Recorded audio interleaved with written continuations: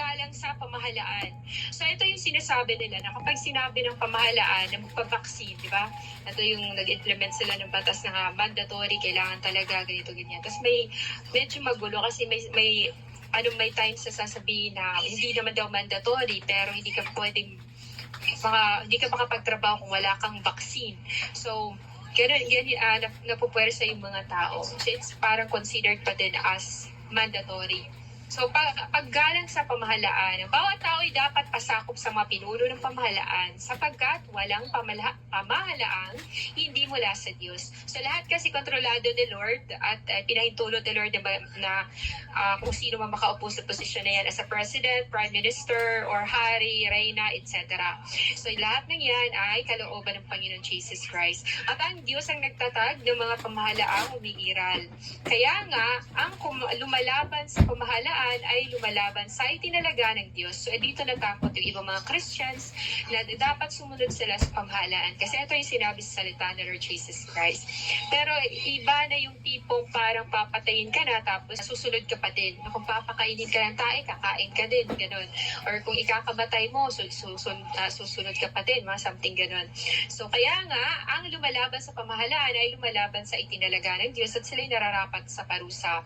Ang mga pinuno ay hindi dapat katakutan ng taong gumagawa ng mabuti. Ang mga gumagawa lamang ng masama ang dapat matakot. Pero mismong may mga katungkulan sa mga politiko, mga tumakbo ngayon, lalong-lalo na election, pansin ba ninyo guys, na ang Bible study natin ay nag-match talaga sa kung anong nangyayari sa paligid natin.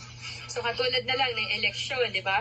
Tapos sinasabi dito na, sinabi dito na, ang mga pinuno ay hindi dapat katakutan ng taong gumagawa ng mabuti. Ang mga gumagawa lamang ng masamang dapat matakot. Pero mismo sila na may katungkulan, sila ay gumagawa ng masama. Kung ayaw mong matakot sa mga namumuno, gumawa ka ng mabuti at pararangalan ka nila. So hindi naman lahat ng mga gumawa ng kabutihan ay pinaparangalan. Yung iba dyan ay pinapakulong pa. Mga something gano'n. So sila ay mga lingkod ng Diyos para sa ikabubuti. Ngunit kung gumagawa ka ng masama, dapat kang matakot dahil sila ay may kapangyarihang magparusa. So para maging in order, tapos walang gulo. No? Yan talaga si Lord ng leader sa bansa. Dapat kayong pasakop sa kanila, hindi lamang upang hindi kayo maparusahan, kundi alang-alang na rin sa inyong budhi. Iyan din ang dahilan kung bakit kayo nagbabayad ng buwis. Ang mga pinuno ng pamahalaan ay mga lingkod ng Diyos at ito ang kanilang tungkulin. So yun nga, depende na kay Lord kung sino itatalaga niya sa mga respective position na yan. Kung ang isang bansa ay puno ng idolatria katulad ng Pilipinas, magpapalit-palit talaga siya ng leader. Yung mga leader din niya ay mga wala ding awa, yung walang talagang totoong care para sa tao. Ibigay niyo sa bawat isa ang nararapat sa kanya. Magbayad kayo sa mga dapat bayaran at magbigay kayo ng buwis sa dapat buwisan. Igalang ninyo ang dapat igalang at parangalan ninyo ang dapat parangalan. So ito yung sinasabi din ni Lord Jesus Christ nung gusto siyang i-set up nung isang inutusan ata ng Pariseo or member ata siya ng Pariseo, something ganun. O baka inutusan siya ng Pariseo, binayaran siya. Nagtanong siya kung dapat bang magbayad ng buwis, gano'n, about kay Caesar. So, sinabi ni Lord, tingnan, bigyan daw siya ng coins, tapos tumingin siya kung sinabi niya sa mga tao na sino ba ang nasa coins na ito. Sinasabi ng Caesar, sabi ni Lord, ibigay ang para kay Caesar, at ibigay ang para sa Diyos, kung anong para sa Diyos, at ibigay din ang para kay Caesar, kung anong para kay Caesar, mga ganun, no? So ito yung gustong sabihin ni Lord Jesus Christ. Pero kung ikakapahamak mo naman dahil hindi na ginagabayan ni Lord yung leader, so, di ba, sakripisyo mo ba yung kaluluwa mo? So mga tungkulin sa kapwa, huwag kayong magkaroon ng sagutin kanino man. Maliban na kayo ay magmahalan sa isa't isa sapagkat ang nagmamahal sa kapwa ay nakatupad na sa kautusan. Kasi nga, 1 to 10, yung 10 commandments na yun guys, equivalent yun sa love. At yun nga na, natupad na yung mga natupad na yung commandments na yun, yung love na yun. So, ang mga utos, gaya ng huwag kang mangangalunya, huwag kang mangabit, huwag kang papatay, huwag kang magnanakaw, huwag mong pagnanasang maangkin ang pag-aari ng iba, at alinmang utos na tulad ng mga ito ay nauuwing lahat sa iisang utos. Ibig sabihin, kinonvert the Lord ay nagiging love siya. So in short, it's about love. Ibigin mo yung kapwa gaya ng pag-ibig mo sa iyong sarili. Kasi kapag, di ba yung mga bagay na ayaw mo mangyari sa iyo ng mga masama, syempre kung yung mga bagay na ayaw mo, yun din yung mga bagay na hindi mo gagawin sa iyong kapwa. Ayaw mo malason ka sa false information, then wag ka ding magbahagi ng mga false information. Ayaw mo na ma-deceive ka, then wag kang mag-deceive. Ayaw mo na, kung ayaw mo na i-review ka, din umayos ka. Wag, di ba? Huwag mong mahayaan na mahulog ka sa patibong ng kalaban. Mga ganun. Mga bagay na ayaw mo, huwag mong gawin sa iba. So, ang umiibig ay hindi gumagawa ng masama kanino man. Kasi nga, umiibig siya, mahal niya. Ganun, di ba? Ganun yung pag mahal mo yung asawa mo, di ka gagawa ng mga bagay na ikakasama ng loob niya.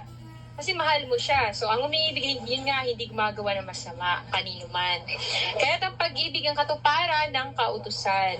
So, gawin ninyo ito dahil alam ninyong panahon na para upang gumising kayo. So, ang pagliligtas sa atin ay higit ng malapit ngayon kaysa noong tayo unang sumampalataya sa Panginoon. So, the moment na tinanggap mo na sa Lord Jesus Christ, the moment you accept the free salvation that has been given freely by God Jesus Christ. So, yun nga, the kingdom is at hand na. So, candidate ka na for the kingdom of God. At yun nga, gawin ito dahil yun nga, panahon upang kailangan na talaga ng taong magising. Mga nagbubulag-bulagan or mga bulag, kailangan na silang gisingin sa katotohanan. Namamaalam na ang gabi at malapit ng lumiwanag. So, as long as may tinatawag pang today or may tinatawag pang ngayon or araw, mga ganun, araw daw. So, may tinatawag pang ganun, guys. Kailangan na natin gawin kung anong kailangan na natin gawin or gampanan yung mga gustong ipagawa sa atin ni Lord Jesus Christ. Dahil pag dumating na yung panahon ng gabi, syempre daw yung tipong yung parusa or yung great tribulation na yun talaga na magkakaroon ng total darkness sa buong mundo, di ba? Hindi ka na makakapag-evangelize, hindi ka na makakapag-save ng souls. So as long as may sun pa na nagsha-shine dyan sa kalangitan, no, kailangan na natin na maglakad-lakad, maghanap ng dapat ako yung mga gustong i-save ng Lord Jesus Christ ng mga tao. So yun nga. At namamaalam na yun nga ang gabi at malapit ng lumiwanag dahil babalik ng Panginoon Jesus Christ. So layuan na natin ang lahat ng masasamang gawain at italaga natin ang ating sarili sa paggawa ng mabuti. So ayon na Lord, na panaylingon tayo. The Lord wants us to focus dahil ito na yung panahon na kailangan magseryoso na sa Panginoon Jesus Christ. Na hindi na kailangan pang maging katulad ng asawa ni Lot na parang ayaw niyang lumabas sa Sodom and Gomorrah. Kaya naman talagang dahil hindi niya malabanan yung tawag ng laman, curiosity, no, sa kasalanan, talagang lumilingon pa talaga siya. So mamuhay tayo sa liwanag at huwag gugulin ang panahon sa magulong pagsasaya at paglalasing, kahalayan at kalaswan, sa alitan at inggit. So ito yung inggitan. So ito yung mga loss of the flesh, the loss of the eyes, and the pride of life. Ito yung mga bagay na ayaw na Lord Jesus Christ na gawin natin o ayaw niya na makipag-partake tayo sa mga bagay na ito dahil ito na yung panahon na kailangan na nang maghanda.